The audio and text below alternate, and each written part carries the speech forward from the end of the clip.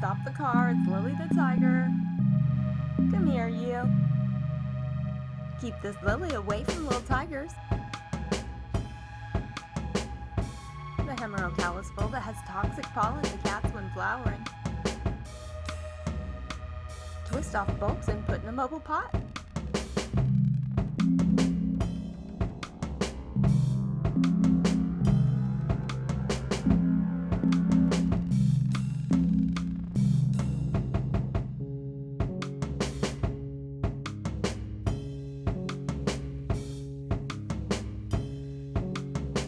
This is actually not a real lily. You are not a real tiger.